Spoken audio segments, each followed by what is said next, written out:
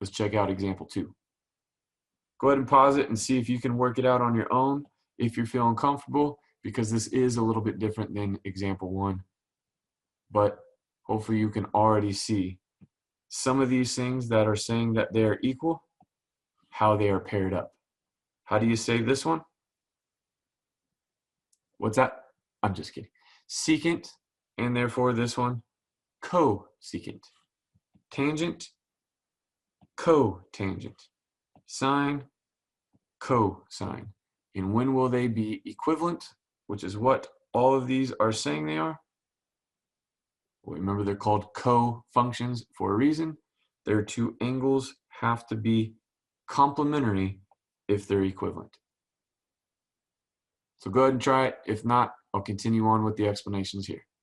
So that means I know that these two angles together have to equal 90 degrees. Since that one's in degrees, I'll write it as that. So be careful. You can probably do this in your head. Just try to get the ones to zero out. So I'd add 8 more, and then that would take me to 70, so I'd have to add 20 more. Or you can go ahead and subtract the 62 over, like you were taught in algebra, and just not think about it. Borrow 10 minus 2 is that 8 that we said, and then 8 minus 6 is 2. However you get there, just get there and make sure that you can show me. Okay, part B, a little bit trickier, because they did say that this was our angle, but this one had an angle that was negative. So when you write it, remember it's going to be the two angles added together to equal 90. Now over here we subtracted because it was a positive, and that was what undid one another to zero out and just leave us with what we wanted. We had to do the same thing to the other side to keep it equal. So on this one, we're actually going to have to add 54. A lot of people will just subtract and think it's the same thing, but remember to zero that out, make sure it is actually 0. 54 minus 54, that will zero out. So that will get me my answer for my angle theta by adding 54 to 90, which is 134 degrees. Okay, and those two should have been pretty easy. That one's a little tricky, which is why I threw it in here. But then how about these? Now remember, this only works if we have cosine and sine and that they're equal. Or tangent and cotangent, secant and cosecant. They have to be co-functions to add up to that 90. And if they give us pi's involved, then we know we're going to write our 90, our pi, as pi over 2.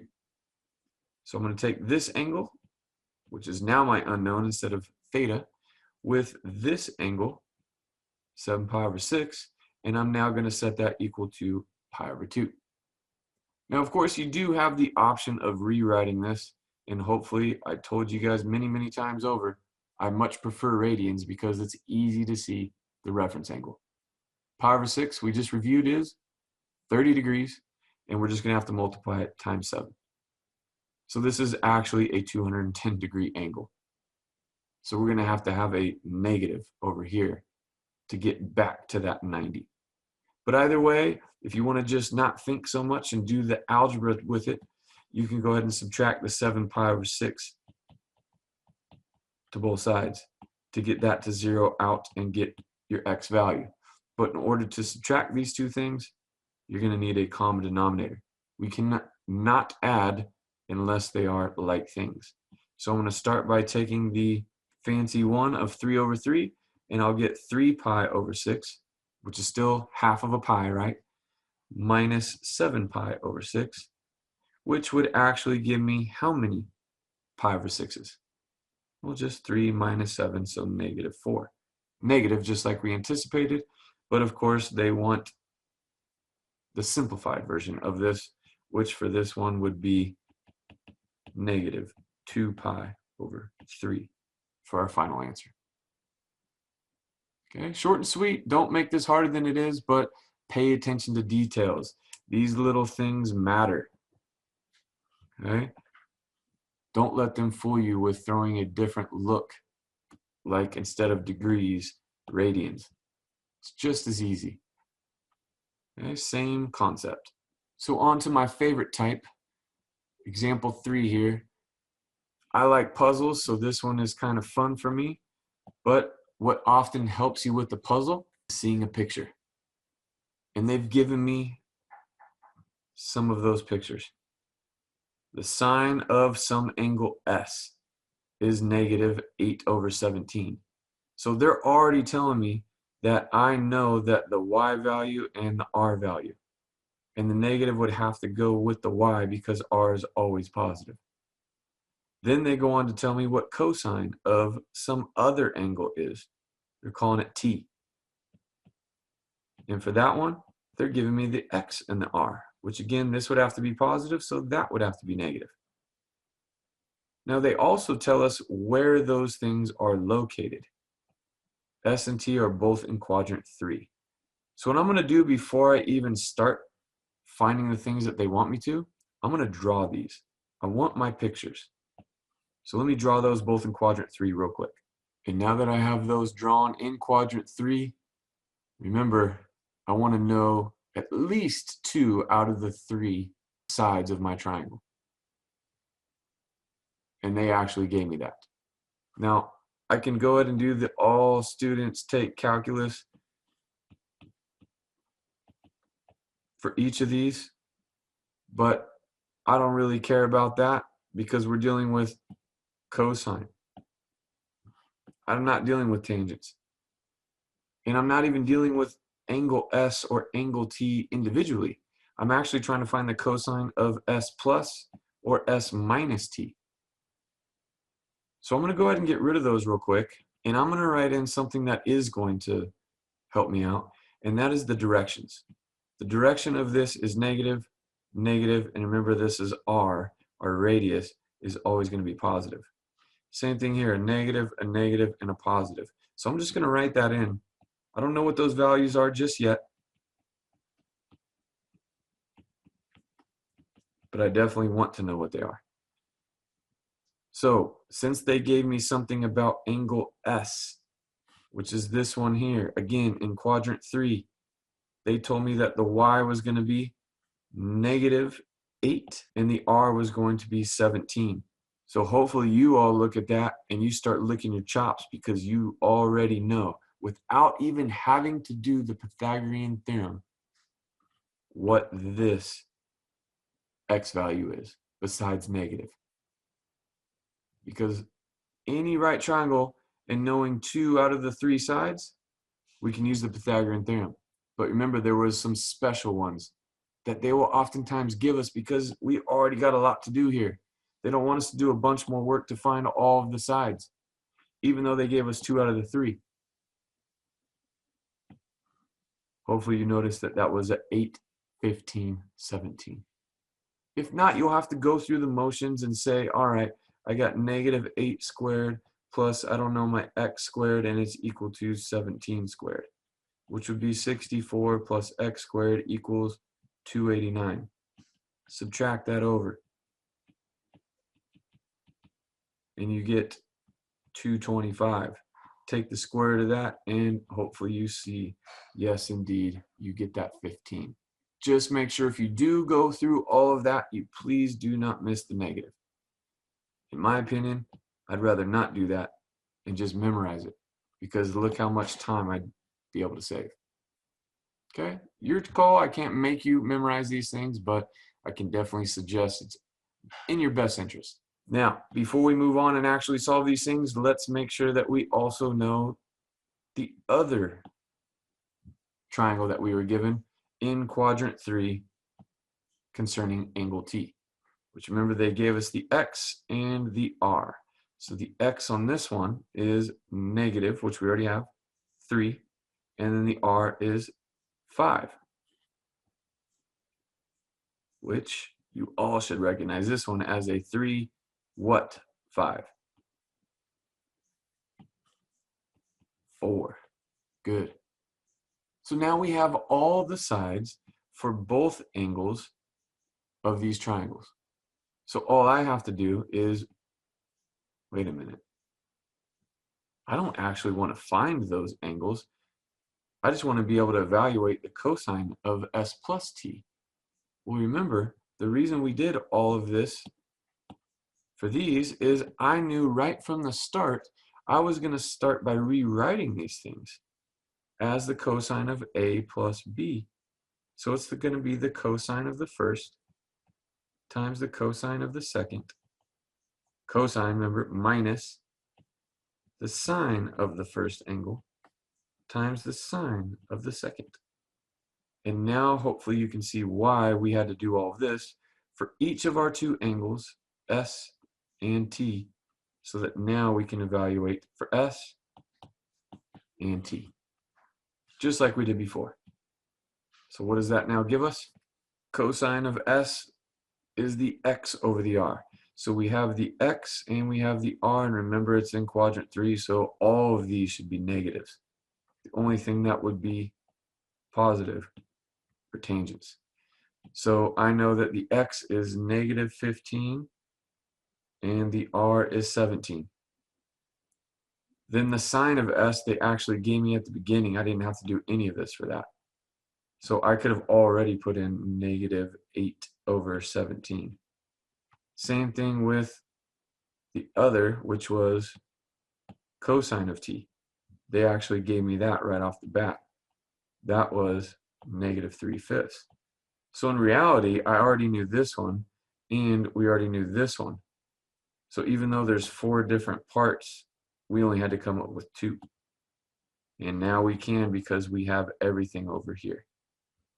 So then the sine of T is going to be the Y over the R, so negative 4/5. Now remember, multiplying all of this together, we're going to start with getting rid of the positives and the negatives. And we know a negative times a negative is positive, so that's nice. And then, careful. I know that, again, I could cancel the 5 and the 15 to be better, smaller. But remember, I'm going to have to do adding or subtracting depending on all the negatives over here. But I'm going to have to add or subtract fractions. And if you notice, my denominators are already the same. So even though, yes, I know you can cancel here, since I can't cancel anything here, and more importantly, it's not going to be the same as if I canceled these, then I'm actually just going to leave them. I know that's not traditional, what we've been taught, but remember, I'm looking ahead. All right, so I know that 15 times 3 is 45, and 5 times 17, 5 times 10 is 50, 5 times 7 is 35, so that is a total of 85. Now over here, be careful, there's quite a few negatives being multiplied together, and you can think of this as a negative 1. And if you have an odd number of negatives, it's going to stay negative. If you have an even number, then you can actually take those and make a positive. Okay, so that is going to be a positive, so it's going to stay a negative, and then multiplying straight across, 32 over, again, 17 times 5, you don't have to do it again, which is why I told you to leave it, because now you can see we have like terms, and they are how many 85ths? 45 minus 32 gives us 13. All right, so again, a little tricky on how we're working with these things, but you got to be careful as you work through them and making sure that you have the right numbers, the right signs, and then working it all out the right answer. Go ahead and pause it and give cosine of S minus T, part B, a try. Now that we've already done everything, again, it's just the second one to give you guys a little bit more practice and or see it written out and explained. All right, I'm going to go ahead and take that and write it down here, a little bit more room. Cosine of S minus T is equivalent to the cosine of the first, cosine of the second. Since it's minus now, we're going to do the opposite. And then we're going to do sine of the first times sine of the second. And of those 4 trig values, which do we already know? Which did they already give us? Remember, they already told us the sine of S was that blue one up there. It was negative 8 over 17. And then the cosine of t was -3/5, and that was the red one. So the only two we really had to come up with was the cosine of s and the sine of t. And so since I still have the color red, I'm going to use the sine of t, which is the y over the r, or -4/5. And then the cosine of s, which is the x over the r, so -15/17. Okay, and it's that easy. The only thing you have to do is be careful with your arithmetic at the end here and making sure that you have the right answer. So negative times negative is positive, so that gives me 45 over, again, the 85. Negative times negative is also positive, so that leaves me with an addition sign in between this time. And how many 85ths? 32. So adding those up, we would have 45 85ths plus 32 85ths for a total of 77 85ths. All right, hopefully you got that. Again, don't make this stuff harder than it is, but where can you go wrong? Anywhere and everywhere. And where do most people make the mistake? Unfortunately, it's with negatives. Okay, those signs matter. Be very careful with them. Pay attention to detail.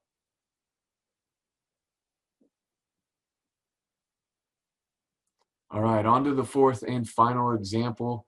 This is going back to the previous section and verifying. Can we verify that these are equivalent? Again, already giving us the answers. But notice these do not look like any of the first three that we did. They're secants and cosecants. So what are we going to have to do since we're dealing with secants and cosecants? Reciprocal functions. Very good. So I'm going to go ahead and take this uglier side, which there's more involved on the left. So I'm going to go ahead and use this side to try to make it look like this. And I know that secant of an angle is equivalent to 1 over cosine of that same angle. And obviously the top will stay as a 1, but the bottom, now I have that as an identity. The cosine of a plus b is cosine of a plus b will be the cosine of a cosine of b. Since it's a plus, cosine is the x, we'll do the opposite, sine a sine b. And remember pi, even though it is a radian measurement, we don't mind because that's the one thing I told you to memorize, is that pi is equal to 180 degrees. So we're looking at this point right here. And if we're on the unit circle, which we can determine that if they don't tell us, we already know. Since it's cosine and sine, we're looking at the x and the y values. So of these things, I already know that this right here, cosine of pi, is the x. So that's going to become a -1. And then the sine of pi is really nice, actually. It's the y value. So this whole thing becomes a 0, which means when I do 0 times anything, this whole part is going to go to 0. And when we subtract or add nothing, nothing happens. So what's left is a 1 on top still over a negative cosine x, which anytime we have 1 over something, you should be thinking to yourself, reciprocal. Because if we don't have to write it as a fraction, we don't want to write it as a fraction. So then we can rewrite this as negative still, because the positive divided by negative is negative. 1 over cosine is equivalent to secant x, which is exactly what we wanted. Okay? If you weren't able to get part B, now that I've gone over part A, go ahead and try it real quick. If not, I'll explain it along the same lines. Hopefully you can see that. But if not, here we go. Secant, we don't have an identity for, but we do have, since it's the secant of this is my argument, my angle, my theta, then I know it's equivalent to 1 over cosine of that angle, which happens to be a difference angle. So what I'm going to do is, just like before, I'm going to rewrite this as 1 over cosine of A, cosine of B. And again, because it's cosine, we will do the opposite sign because it's the x, sine A, sine B. And 3 pi over 2s. I'm going to go back over to this unit circle since I already have it drawn. But 3 pi over 2s is 1, 2, 3 pi over 2s would be here, 270 degrees, which is the point 0, negative 1. And again, because we're dealing with x's and r's, we will go ahead and rewrite this as my x, which is 0 for this whole thing. So that wipes out everything here because it would all go to 0 because of that. And then plus my y value, which again, this would become a negative 1. So I get my 1 on top still, don't lose it, over negative 1 times the sine is negative sine x for a final answer of negative cosecant x. Hopefully you felt good about that and you appreciated the derivation of the first cosine difference formula. And then from there, we're able to just utilize that to come up with all the others and just getting a little creative. Keep working hard, y'all. It's down the home stretch, second half here. Hopefully it's going to start getting a little bit easier, even though the concepts get a little bit more involved, because you'll see a lot of these same reference angles, quadrantal angles, over and over, just using them in different aspects of it. Right? I'll see you next time. Everyone, be well.